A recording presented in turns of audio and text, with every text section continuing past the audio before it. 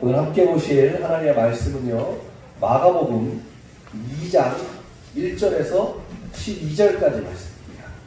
마가복음 2장 1절에서 12절까지 말씀인데 한 절씩 교독하고요, 12절 말씀은 같이 읽겠습니다. 마가복음 2장 1절에서 12절까지 말씀입니다. 수일 후에 예수께서 다시 가버나움에 들어가시니 집에 계시다는 소문이 들린지라.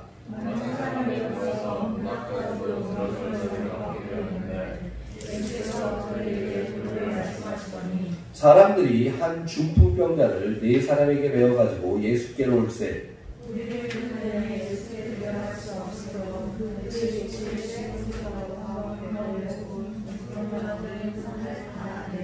예수께서 그들의 믿음을 보시고 중풍병자에게 이르시되 작은 자야 내 죄 사함을 받았느니라 하시니 이 사람이 어찌 이렇게 말하는가? 신성 모독이로다. 오직 하나님 한 분 외에는 누가 능히 죄를 사하겠느냐?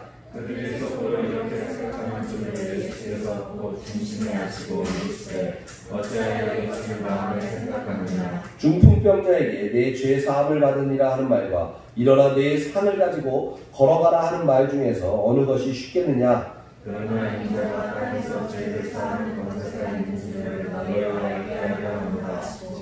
중풍병자에게 말씀하시되 내가 네게 이르노니 일어나 내 상을 가지고 집으로 가라 하시니 그가 일어나 곧 상을 가지고 모든 사람 앞에서 나가거늘 그들이 다 놀라 하나님께 영광을 돌리며 이르되 우리가 이런 일을 도무지 보지 못하였다 하더라. 아멘. 오늘 말씀을 통해서 믿음은 마음이 중요하다라는 제목으로 함께 은혜를 나누고자 합니다. 우리 말씀 나누기 전에 앞뒤 좌우에 계신 분들하고 한번 인사했으면 좋겠습니다. 한 주간 평안하셨습니까? 우리 함께 인사하겠습니다. 평안하셨습니까?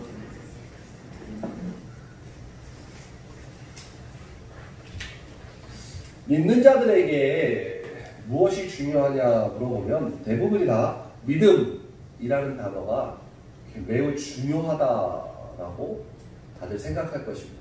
또한 본인들 역시, 그러니까 믿는 사람들 역시 믿음이 내가 있다라는 거예요. 왜냐하면 믿음이 전제되어야 구원이 있기 때문이죠. 그래서 교회를 다닌다든가 신앙생활을 하는 사람들, 어찌 보면 영역이 넓어져서요, 불교를 다니던 어디들 이런 이방 신을 섬기는 사람들도 다 믿음이라는 단어만큼은 매우 중요하게 생각하는 단어일 것입니다. 그리고 하나님께서도 우리의 믿음을 보신다라고 말씀하셨습니다. 마음의 중심을 보시는 하나님께서요, 우리 마음의 중심을 보시죠. 결국 이 믿음이라는 건요, 우리 마음의 중심에 있다는 말입니다. 당연히 마음의 중심에 올바른 믿음이 있는 사람이라면 자신이 가지고 있는 믿음을 구체적으로 증언하고 진술할 수 있어야 합니다. 당신은 믿음이 있으십니까? 라고 묻는다면 우리가 정말 믿음이 내 마음의 중심 가운데 있는 사람이라면 내가 가지고 있는 그 믿음에 대하여 구체적으로 진술할 수 있어야 한다는 말이죠.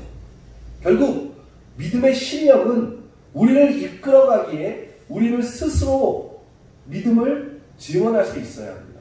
그러니까 믿음의 실력이 우리를 이끌어가죠. 그러니까 믿음이라는 것이 내 마음 가운데서 내 마음 중심에 있음으로 인하여 이 믿음이 나를 이끌어가기 때문에 우리는 그 믿음을 증언할 수 있어야 한다는 겁니다. 오늘 말씀을 통해 우리의 믿음이 증언될 수 있게 되기를 바랍니다. 오늘 말씀 본문을 가지고 내가 가지고 있는 믿음이 진짜인지, 내가 가지고 있는 믿음이 가짜인지, 그리고 내가 가지고 있는 믿음은 무엇인지, 그래서 내가 이 믿음을 알아서 이 믿음이 증언이 되어야 해요. 그러니까 바깥으로 나오는 믿음이 되어야 하죠. 그것을 나만 생각하고 내 마음속에 그냥 품고 있는 믿음이 돼가지고는 그것이 진정한 믿음을 가진 사람이라고 보기가 어렵다는 것입니다. 본문 1절부터 한번 보겠습니다. 수일 후에 예수께서 다시 가버나움에 들어가시니 집에 계시다는 소문이 들린지라. 지금 예수님에 대한 소문이 들렸습니다. 들린 이야기, 그러니까 소문, 우리가 들린 이야기는요, 우리의 마음에 영향을 끼치고 마음에 자리를 잡습니다. 그래서 믿음은 들음에서 난다고 합니다. 오늘 예수님의 소문이 들렸어요. 사람들이 그 소문을 듣고 마음 가운데 예수님이란 분이 우리 동네에 오셨대. 그 예수님 한번 보고 싶네. 그 예수님이 대단한 능력을 가지셨대. 이게 마음에 이렇게 자리 잡는 거거든요. 똑같습니다. 우리 성도님들의 일상적 관심은 어디에 있습니까? 관심의 관자는요, 관계하다라는 뜻도 있지만 활시위를 당긴다라는 뜻도 가지고 있습니다. 그래서 관심은 어떤 일에 마음을 두고 마음이 그곳에 가 있다라는 말이 바로 관심이라는 단어의 뜻이기도 합니다. 신앙의 힘은요, 그러니까 믿음을 가진 사람들의 신앙의 힘은 우리가 어디에 마음을 두고 어디에 마음을 빼앗기고 어디에 마음이 흔들리는지를 알아차리는 데서 나옵니다. 그러니까 결국 신앙을 가지고 내가 하나님을 진짜 믿는 사람께 제가 계속 전제하는 것은 진짜 믿는 사람들에 대한 전제예요. 그렇기 때문에 이 진짜 믿는 사람들이 아니면 이 이야기에 대해서 자기하고 관계가 없다는 것이 느껴질 수 있다는 거죠. 그러니까 진짜 믿음이 있는 사람들은요, 내가 어디에 마음을 두고 있고 내가 어디에 마음을 빼앗기고 내가 어떨 때 내 마음이 흔들리는지는요 정확하게 알아차립니다. 완벽하게 우리가 성인 군자처럼 성자처럼 어떤 흔들림도 없이 요지부동하며 막 하나님의 그 길을 걷는 사람은 아마 많지 않을 거예요. 물론 있을 수 있겠죠. 그러나 대부분의 신앙인들은 내 마음이 흔들리고 마음이 빼앗기고 또 마음이 어디인가 딴 곳에 두기도 한다는 거죠. 그러나 진짜 믿음을 가진 사람은요, 그것이 무엇인지를 금방 알아차려요. 그래서 금방 바로 앞에 하나님께 회개하고 다시 돌아오는 일들이 된다는 거죠. 그러나 진짜 믿음이 마음의 중심에 없는 사람들은요, 내가 어디에 마음이 흔들리는지도 모르고 내가 지금 어디에 마음을 두고 있는지도 모른 채 그냥 마음에 둔 그것을 따라서 그냥 불나방처럼 그것을 향하여 달려간다는 것입니다. 제가 신학교 다닐 때는 신문을 꼭 봐야 한다 그랬습니다. 전도사들, 목회자들은 신문을 꼭 읽어야 해. 우리가 신학교를 이렇게 가르쳤어요. 그래서 맨날 신문을 이렇게 사서 읽고 때로는 정기구독을 해가지고 신문에 사설락부터 해서 신문을 열심히 읽었었습니다. 그러니까 언제부터인지 이 신문을 잘 안 봅니다. 뉴스도 잘 안 보게 되는 것 같아요. 가끔 재미있는 무슨 버라이어티 쇼 같은 것도 잘 봤었는데 요즘은 그런 것도 잘 안 보는 것 같습니다. 거의 보지 않는 것 같아요. 옛날 무한도전 이런 거 되게 좋아해서 열심히 봤는데 이제는 그런 것들도 잘 보지 않는 것 같아요. 언제부턴가 거기에 대해서 이렇게 관심이 좀 줄어드는 것 같습니다. 그러니까 똑같은 이럴 때 우리가 관심이라는 말을 쓰잖아요. 그러니까 내 마음 가운데 그런 게 없으니까 그걸 잘 보지 않게 되더라는 거죠. 여러분들의 관심은 어디에 있습니까? 정치? 경제? 아니면 부동산? 이런 것에 가 있으십니까? 요즘 하남 가밀에 3호선 지하철을 넣겠다고 했다가 총선이 끝나고 나서 언제 그랬냐는 듯이 말을 바꾸니까 사람들이 난리가 나서 막 시위하고 천원 넣고 난리입니다. 그러니까 자기네가 그쪽에 관심이 있으니까요, 밖에 나가서 막 시위도 하고요, 난리가 나는 거예요. 이렇듯 우리의 마음에 어디에 관심이 가 있느냐에 따라서 나의 모든 것들이 그쪽으로 향하게 되어 있다는 것입니다. 자, 그렇다면 믿는 자들에게는요, 무엇이 제일 중요한 관심사일까요? 도대체 진짜 믿는 사람, 우리가 진짜 믿는 사람이라면 우리의 제일 중요한 관심사는 무엇이겠습니까? 당연히 예수님입니다. 예수님. 믿는 자들의 관심사는요, 예수님이에요. 예수님의 이야기가 우리에게 가득한지를 돌아보아야 합니다. 일상적인 대화에서도 예수님의 이야기가 가득한지를 살펴보아야 합니다. 흠이 있어도 저분에게는 예수님뿐이야. 야, 저 사람은 좀 흠이 있는 것 같아 보여도 저 사람 입만 열면 예수님 이야기야. 예수님 이야기가 가득해. 이런 말을 듣고 사는 삶이 진짜 믿음의 사람입니다. 그래서 우리는 늘 삶의 자리에서요, 예수님의 이야기가 가득하게 해달라고 기도해야 합니다. 그러니까 일부러 예수님의 이야기로 가득 차게 할 수는 없어요. 하나님 앞에 기도할 때 하나님이 정말 내 삶, 내 마음의 중심 가운데 예수님으로 가득 찰 때 입만 열면 예수님 이야기가 나오는 거죠. 뭐 일부러 막 예수님 이야기만 해야지 뭐 이런다고 해서 예수님 이야기로 우리가 가득 찰 수 있겠습니까? 환경은요 혼자 만들 수 있는 것이 아닙니다. 어깨 동무할 사람이 필요합니다. 마음과 마음을 터놓고 하나님 이야기할 수 있는 사람들이 있어야 한다는 것입니다. 삶의 현장 곳곳에 예수님 이야기를 할 수 있는 믿음의 동역자가 있어야 합니다. 가족 공동체에도 교회 공동체에도 있어야 하고 내가 있는 삶의 자리마다 그리스도의 몸들이 여러 명 배치되어져 있어야 한다는 것입니다. 만나면 마음이 따뜻해지고 환해지는 친구가 있어야 합니다. 믿음의 사람을 만나면 그 믿음의 사람들을 통해 마음이 환해지고 세상 근심이 죽고 예수님만 드러나야 합니다. 예수님이 주인된 믿음의 동역자가 우리에게 많아야 합니다. 우리 성도님들은 어떠신 분들이십니까? 여러분들이 누군가를 만났을 때 여러분들을 만남을 통해 상대방이 여러분을 통해 환해지는 느낌, 따뜻해지는 느낌, 뭔가 빛을 만난 느낌, 그런 것들을 만나시는 그런 것을 주는 분들이십니까? 아니면 우리 여러분들을 만나면 상대방이 다 어두워지고 답답해지고 피곤해지는 그런 사람들이십니까? 여러분들이 진짜 믿음의 사람이라면 누구는 여러분들을 만나면요 마음이 환해지고 기뻐지고 편해져야 해요. 왜요? 여러분들이 예수님으로 가득 차 있는 사람들이기 때문입니다. 근데 나에게 어둠이 가득하고 내가 맨날 근심과 부정적인 것들만 가득 차 있다면 누구든 나를 만나면 그 상대방도 같이 부정적이 되고 근심이 되고 어두워진다면 그것은요 여러분들의 마음 가운데 주님이 가득 차 있는 것이 아닙니다. 그래서요 우리는요 기도해야 돼요. 하나님 제가 서 있는 삶의 자리에서 가족 공동체 안에서 교회 공동체 안에서 나를 포함해서 누구든 다 예수님의 지체가 되어서 그를 만나면 나도 환해지고 따뜻해지는 그런 믿음의 동역자가 내 주위에 많게 하여 주옵소서. 나도 그런 사람 되게 하여 주옵소서. 이게 우리의 기도가 되어야 할 줄로 믿습니다. 사실 제 평생 기도 제목은 믿음을 좀 나누고 허심탄회하게 예수님의 이야기를 할 수 있는 나와 같은 처지에 있는 목사님들을 만나게 해달라고 기도해왔습니다. 왜냐하면 신학교 다니면서도요, 뭐 목사님들, 이렇게 사역자들 많이 만나도 그렇게 별로 이렇게 마음이 편하고 내 마음에 있는 믿음의 것들을 같이 나눌 수 있는 분들이 별로 없었던 것 같아요. 참 어찌 보면 참 슬픈 이야기죠. 목사님들 만나면 더 스트레스 받아요. 맨날 어떻게 하면 교회가 성공할 수 있을지 이런 얘기만 하니까 뭐 다 그런 건 아니겠죠.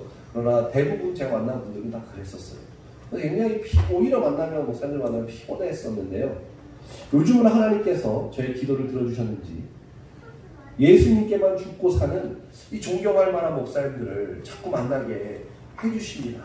정말 오랜 전부터 기도해왔는데요. 요즘 들어서 하나님께서 특별하게 정말 예수님께만 죽고 그리고 정말 존경할 만한 저 목사님 저런 신앙을 갖고 있다니 그리고 만나서 입만 열면 예수님 이야기로만 가득한 그런 목사님들을 자주 만나게 해주세요.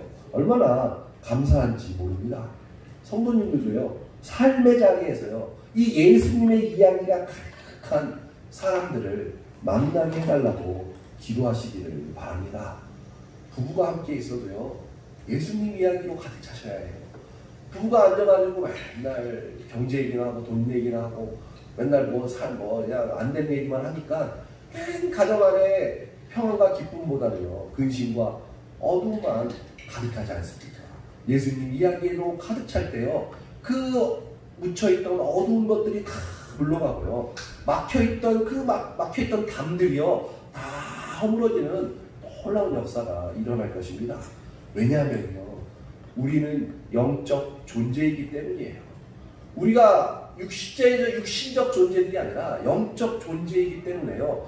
우리는 우리의 혼이 끊임없이 영이신 하나님을 향하여 계속 열려 있어야만이 하늘로부터 내려오는 하나님의 영적 공급이 우리에게 들어오는 거예요. 예수님 이야기로 가득하다는 것은 나의 혼이 온전히 하나님께 영적으로 열려 있다는 거죠. 그래서 그 영적을 받으니까 어둠은 물러가게 되어 있는 거예요. 막혔던 것들은 다 허물어지는 거예요. 우리가 해결할 수 없었던 그 모든 것들이 하나님이 직접 비추시고 일하시니까 무너지고 허물어진다는 거죠.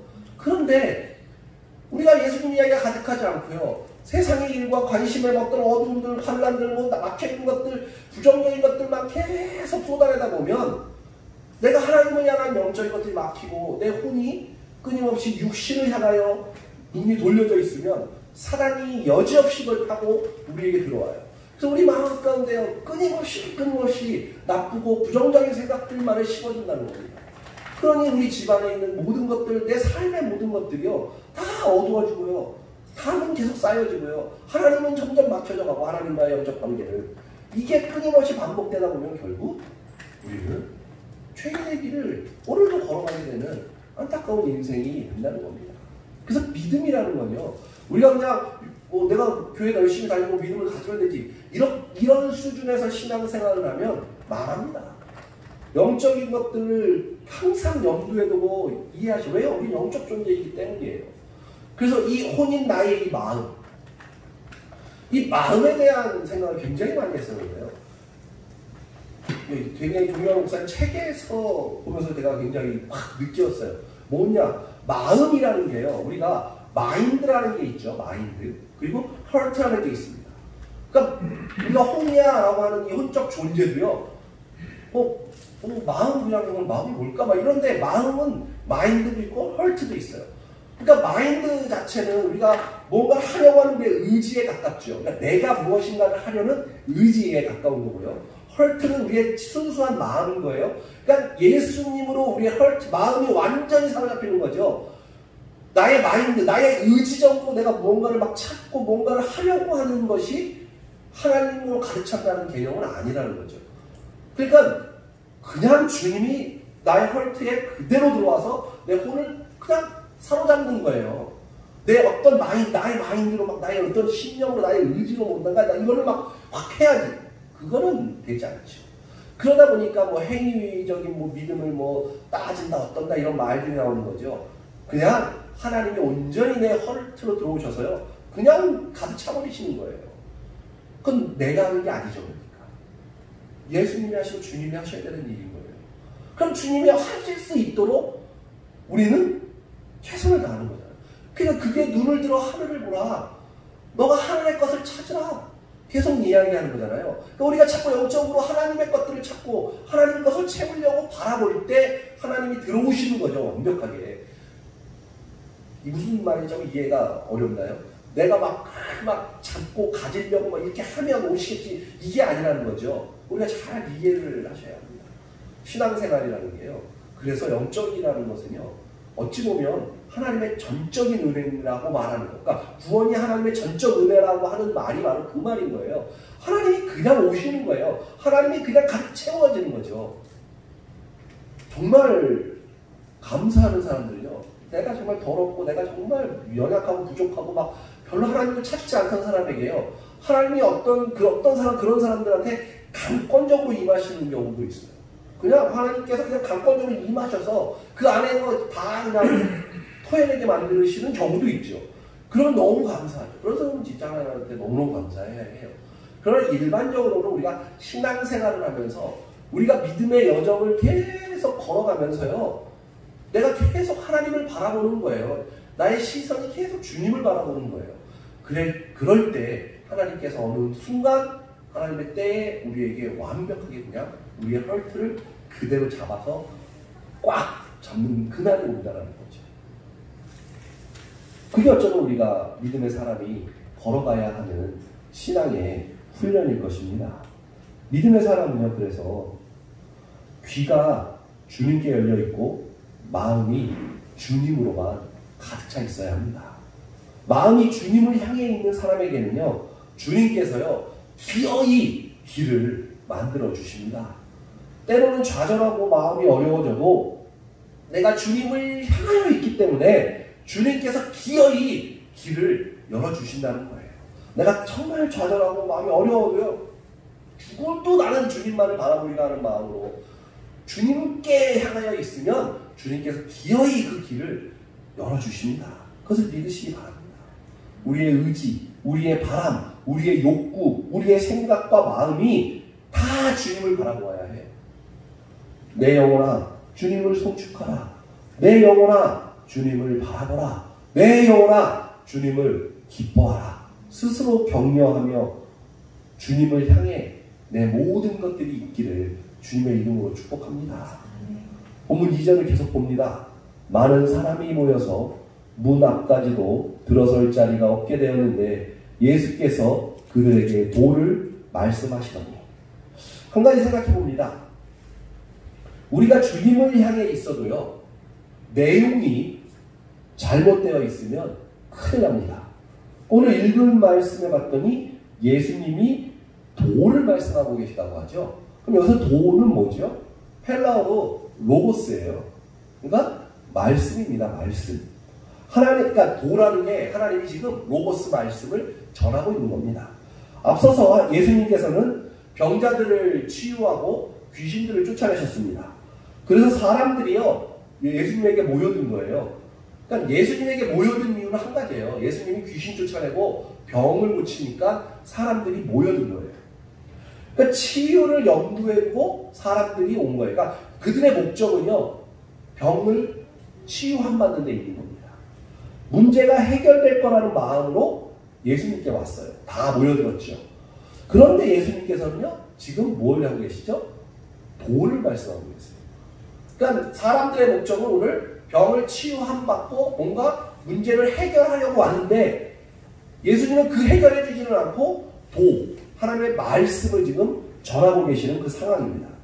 사람들은 말씀을 듣기 위해서가 아니라 치유받기 위해서 왔습니다. 사람이 너무 많아서요, 중풍병자를 데려온 4명의 친구가요, 도저히 예수님께 다가갈 수 없고 말도 할 수 없는 거예요. 그래서 천장을 뚫고 자신들의 친구를 내립니다. 사람도 이 중풍병자를 데려온 사람들의 목적도 뭐예요? 치유였습니다. 그러니까 오늘 많은 사람이 모여서 문 앞까지도 들어설 자리가 없다는 건요, 이들의 모든 사람들의 목적은 오늘 치유에 있었어요. 근데 예수님은 지금 치유는 안 하시고 도, 하나님의 말씀을 가르치고 있습니다. 본문 3절 4절을 한번 봅니다. 사람들이 한 중풍병자를 4사람에게 메어가지고 예수께로 올세 무리들 때문에 예수께 내려갈 수 없으므로 그 계신 곳에 지붕을 뜯어 구멍을 내고 중풍병자와 누운 상을 달아내리니 라고 말합니다. 자, 이 말씀을 가지고 많은 목사님들이 설교할 때 이렇게 설교하죠. 믿음은 돌파하는 것이다. 이렇게 가르치는 설교들을 들어보신 적이 있을 거예요. 믿음은 돌파하는 거다. 그래서 사람이 없으니까 지붕에도 뚫고 하면 병을 치유받아. 믿음은 돌파하는 거야. 뭐 이렇게 설교하시는 분들이 있는데요. 이것은 이 말씀을 조금 오해하고 왜곡하는 것이라고 볼 수 있습니다. 힘들고 어려워도 돌파하는 믿음을 배우라고 오늘 이 본문에서 예수님께서 말씀하고 있는 게 아닙니다. 물론 우리는요, 죄는 돌파해야 합니다. 십자가 능력으로 나의 자아를 죽이고 그리고 나를 어렵게 만드는 그 모든 것들을 십자가 능력으로 돌파해야 하죠. 우리가 돌파해야 하는 것은 죄입니다. 그러나 오늘 우리가 읽은 이 장면은요, 믿음은 돌파라고 하는 그런 말씀이 아닙니다. 예수님께서 한번 상황을 우리가 한번 상상해 봅니다. 설교하고 계신 거예요. 지금 말씀을 쫙 전하고 있어요. 근데 갑자기 천장이 무너집니다. 그러면서 중풍병자가 내려옵니다. 천장이 무너졌다는 것은요, 진흙과 먼지가 날리고 모두 아주 소란스러워지고 난리가 나는 거예요. 그러니까 지금 이렇게 하나님 예수님 말씀 전하는데요, 천장이 갑자기 뚫리면 막 먼지 떨어지고 난리가 났겠죠. 그 안에서 그 집의 주인의 마음은 어떻겠어요? 이게 뭔 날벼락인가 그러죠. 갑자기 내 지붕이 다 뚫어지네. 아마 화도 났을 수도 있습니다. 소란스럽죠.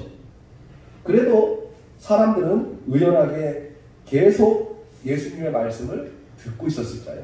그러니까 예수님이 지금 말씀을 전하고 있는데 갑자기 천장이 뚫리면서 막 난리가 나요. 그럴 때 계속 사람들은 여전히 거기에 아랑곳하지 않고 예수님의 말씀을 막 듣고 있었을까요?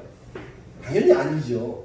난리가 났지. 소란 쓰러졌으니 예수님이 하시는 말씀도 중간에 끊기고 예수님 말씀 듣던 사람들도 다 흩어지는 일이 벌어졌을 것입니다.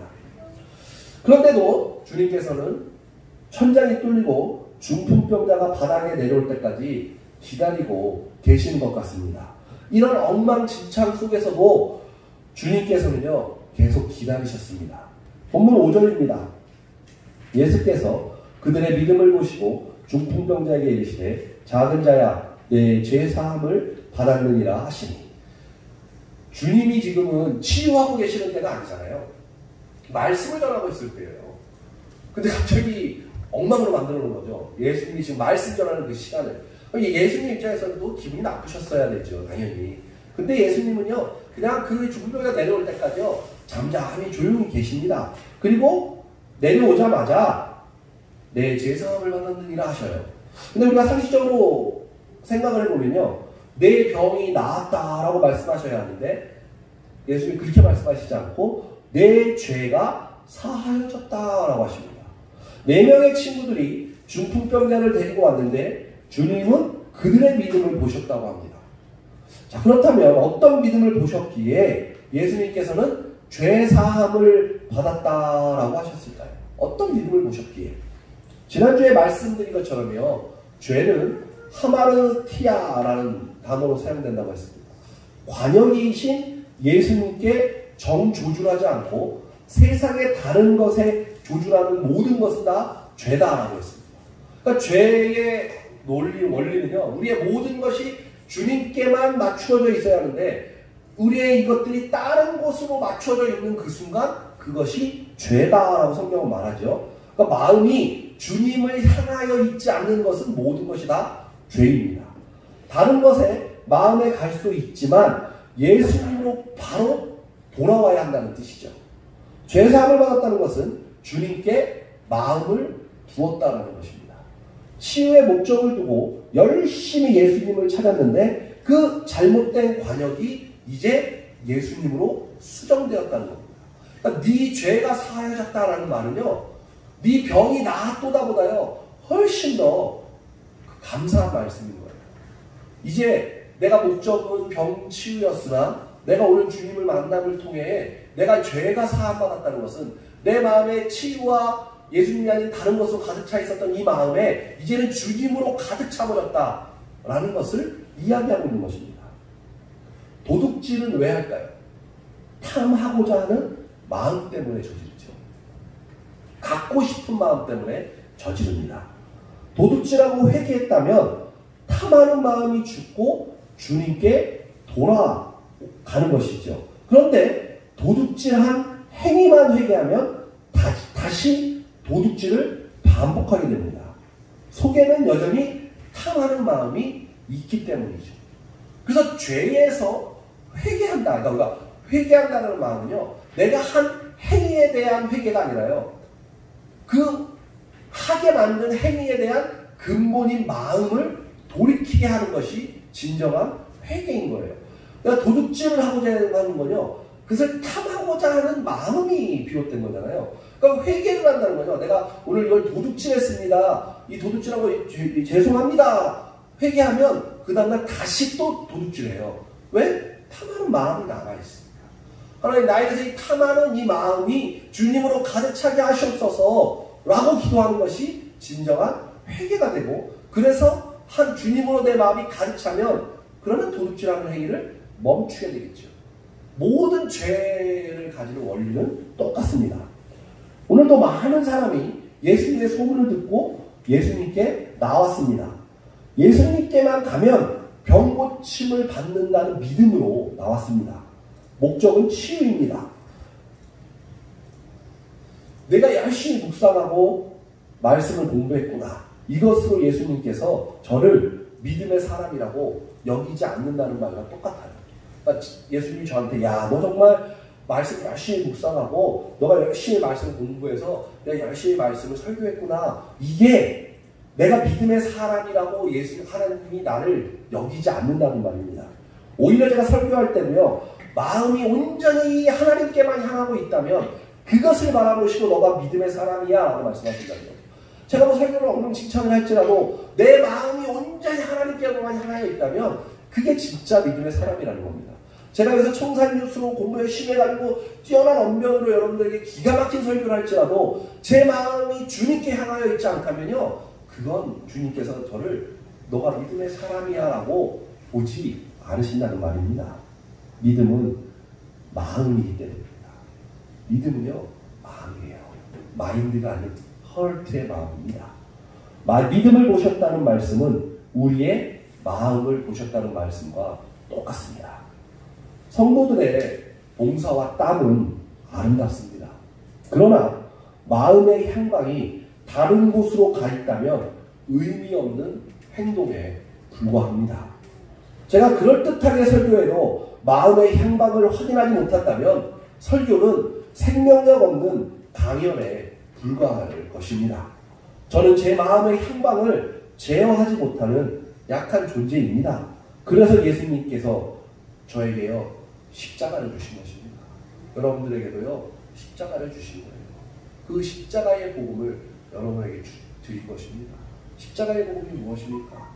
여러분들의 죄를 대신하여 예수님께서 죽으시고 살아나셨다는 겁니다. 그래서 지금도 우리에게 너희가 너희의 십자가를 지고 나를 따르라 라고 주님께서는요 말씀하고 있습니다. 그게 십자가예요. 십자가는요 나를 죽이는 것입니다. 여러분들을 십자가에서 완전히 죽이는 거예요. 완전히 죽이고 죽으면 여러분들의 생명력을 무엇이 주관합니까? 예수님이 주관하는 거예요. 온전히 하나님께서 여러분을 주관하시는 겁니다. 죽는다는 것은요 아무것도 남아있지 않게 되는 거예요. 근데 내 욕구와 내 욕망과 다 가지고 남아서 열심히 이것도 하고 겸하여 섬기는 거죠. 겸하여. 이런 얘기 있죠. 돈은 뭐 일만하게 뿌리다 그랬더니 사람들이 이 돈 버는 거라는 문제. 거기서 돈이라고 말하는 것은 그냥 예수님께서 그냥 돈이라는 재물이라고 하는 것을 말씀한 거죠. 그러나 그 돈만을 이야기하는 게 아니잖아요. 돈이라는 것은요. 그러니까 내가 추구하고자 하는 욕구에 대한 이야기를 하는 겁니다. 뭐 돈만 얘기하는 게 아니라. 근데 인간들이 제일 좋아하는 게 돈이니까 예수님이 돈은 일만하게 뿌리야 라고 말하는 거예요. 돈과 재물과 너는 나 하나님을 겸하여 섬길 수 없어 라고 말하는 거잖아요. 거기서 말하는 그 재물과 돈이라는 개념은요. 그러니까 돈, 재물뿐만이 아니라요. 더 포괄적으로요. 내가 하나님보다 더 원하는 욕구에 대한 이야기를 하고 있는 겁니다. 여러분들의 마음을요. 자세히 들여다보셔야 해요. 왜요? 믿음은 마음이기 때문에 마음. 내 욕구가 여전히 세상의 것들과 함께 주님을 겸하여 섬기고 있다면 그것은 가짜입니다. 자신 있게 말할 수 있습니다. 그건 가짜예요. 십자가만이 자아로부터 세상으로부터 빠져나올 수 있는 유일한 길이기 때문입니다. 중풍병자와 내 친구가 치유라는 목적을 가지고 왔지만 도를 전하는 예수님의 말씀을 듣고 바뀌었습니다. 그리고 죄를 사함받았습니다. 나중에는요 병상들 들고 나갑니다. 그래서 치유도 받았습니다. 주님께서 내 병이 나았도다 하지 않으셨지만 내 죄가 사하여졌다라고 하는 그 말 선포의 한마디가요 나중에 이 사람은 중풍병자는요 병도 치유만 받은 거예요. 너 병이 나았도다 하는 것으로 끝난 것이 아니라 그보다 더 큰 은혜 바로 하나님의 말씀을 통하여 그들이 이제는 죄까지도 사함받는 놀라운 사건이 바로 오늘 중풍병자의 모습입니다. 본문 6절에서 9절 말씀을 한번 보겠습니다. 어떤 서기관들이 거기 앉아서 마음에 생각하기를 이 사람이 어찌 이렇게 말하는가 신성 모독이로다 오직 하나님 한 분 외에는 누가 능히 죄를 사하겠느냐 그들이 속으로 이렇게 생각하는 줄을 예수께서 곧 중심에 하시고 이르시되 어찌하여 이것을 마음에 생각하느냐 중풍병자에게 내 죄의 사함을 받았느니라 하는 말과 일어나 내 상을 가지고 걸어가라 하는 말 중에서 어느 것이 쉽겠느냐. 서기관들은 생각했습니다. 죄는 하나님만 사할 수 있다. 속으로 생각했죠. 마음으로. 예수님 그 마음의 중심을 정확하게 보시죠. 예수님께서는 서기관들의 그 마음의 중심을 정확하게 아시고 질문하십니다. 죄가 사하여졌다는 말을 하는 것이 쉽냐? 병이 나았다고 말하는 것이 쉽냐라고 묻습니다. 무엇이 쉽습니까? 무엇이 쉬우세요? 당연히 죄가 사하여졌다라고 말하는 게 쉽잖아요. 왜요? 눈에 보이지 않잖아요. 그거는 확인이 안 되잖아요. 근데 병이 나아서 걸어간다는 것은요, 눈에 보이는 거니까 어렵잖아요. 그러니까 예수님이 바로 뭐라 그래요? 그 다음에 뭐라 그러시죠? 10절에서 그러나 인자가 땅에서 죄를 사하는 권세가 있는 줄을 너희로 알게 하려고 하시고 중풍병자에게 말하시되 내가 내게 이르노니 일어나 내 상을 가지고 집으로 가라. 예수님이요, 그 서기관들과 그들의 그 중심을 본 거예요. 그들이 아니 지금 신성 모독 아니야, 저 지가 뭐라고 하나님만이 죄를 사할 수 있는데 하는 그 속으로 생각한 것을 정확하게 꿰뚫어 보신 거예요. 야, 죄를 사하여주는 게 쉬워? 병 들고 쉬워. 그러니까 너희들은 그러니까 너희들 눈으로 병이 고쳐지는 것을 더 어렵다고 생각하는 거지 하면서 예수님이 네 상을 들고 돌아가라 하니까 일어나서 중풍병자가 병을 치료하는 것을 보여주신다는 겁니다. 우리 마음이 무엇을 조준하고 사는지가 굉장히 중요합니다. 그래서 사랑하는 성도 여러분, 우리 성도님들의 삶의 중심에 주님이 계십니까? 실제 믿음이 자리 잡고 있으십니까? 꼭 확인해야 합니다. 정말 꼭 확인해야 해요. 이번 코로나 사태를 통해서 많은 교회들이 희비가 엇갈리고 있습니다. 예배를 계속해서 이렇게 열심히 드리려고 하고 드렸던 교회들과 드리지 않고 계속 지금도 여전히 온라인 예배를 강행하고 있는 교회들은요, 차이가 엄청 많아졌어요. 계속해서 예배를 강행하지 않고 온라인 예배와 뭐 이렇게 드리는 그 목사님들의 마음이 어떨지는 뭐 저도 잘 모르지요. 저도 뭐 그 마음들을 이해할 수 있습니다만 어쨌든 그렇게 한 교회들은요, 요즘 성도님들이 아주 목사님의 말이나 하나님의 말씀보다는 세상의 미디어의 말에 더 권위를 가지고 살아간다고 합니다. 그 미디어가 한 번만 아이고 교회 뭐 행정 처리해 하면 쫄아가지고 우리 교회도 그러면 예배드리면 안 됩니다라고 말한다고 합니다. 그래도 우리가 하나님 앞에서 예배하는 것이 옳다라고 믿고 계속해서 교회의 탄압에 대해서는 우리가 당연히 맞서야죠. 탄압하는 건 맞서야 됩니다. 그래서 맞서면서 예배를 계속 드렸던 교회들은요, 하나님의 말씀의 권위와 또 예배의 소중함에 대해서 성도님들이 굉장히 많이 깨닫게 되는 시간들을 보내고 있다고 합니다. 또한 교회 안에 코로나가 계속 지속되어지면서요, 알곡과 쭉정이들이 다 드러나고 있다고 합니다. 누가 알곡이고 누가 쭉정인지가 나온다고 합니다. 어찌 보면 슬픈 이야기도 하죠. 저는 이런 이야기를 들으면서요, 마음가운데 굉장히 슬펐습니다. 저희도 잠시 교회에서 예배를 한참 성행해서 교회들이 전부 다 이렇게 동참했을 때 저희도 몇 주 쉬었죠. 그리고 그 이후에는 쉬지 않았습니다. 그래서 저 원래 이런 유튜브로 생방송으로 중계하는 것도 안 하려고 했지만 그래도 또 해야 한다는 또 생각도 있어서 같이 병행해서 했습니다. 그러나 제 마음 가운데 중심은 더 이상 이 정부와 교회를 탄압하려고 하는 것들에 대해서 숙이려고 하는 마음이 없습니다. 그냥 뭐 잡혀가든 뭘 하든 저는 하나님 앞에 예배하는 것이 더 소중하기 때문에 예배를 하려고 해요. 제 마음 가운데는요, 마음의 중심에 이것은 우리가 복음의 것들을 지키는 거지, 이게 무슨 많은 성도들이 이야기하는 어떤 이거는 지혜롭게 하는 거다, 이거 글쎄요, 좀 잘 모르겠습니다. 예배를 안 하는 것은 지혜로운 게 아닙니다. 전 지금 후회합니다. 그때 할 때 몇 주 저희 쉬었던 것에 대해서 하나님 앞에 전 회개하고 있습니다. 그냥 할 걸 그랬습니다. 예배를. 하나님 앞에 얼마나 회개하는지 모릅니다. 의미가 없어요. 왜냐면요, 코로나가 어쩌다 이게요, 교회의 책임도 아니고요, 믿는 자들의 책임도 아니고요, 교회에서 확진자가 나왔다 그럼 딴 데는 안 나옵니까? 그건요, 이거는 100% 탄압입니다. 그리고 악한 영이 하나님 앞에 예배하는 것들을 완전히 막으려고 하는 것과 동일하다는 생각이 듭니다. 제가 하나님 엄청 회개했습니다. 그 예배를 드리지 않았던 것에 대하여 얼마나 하나님께 부끄러운지 모릅니다.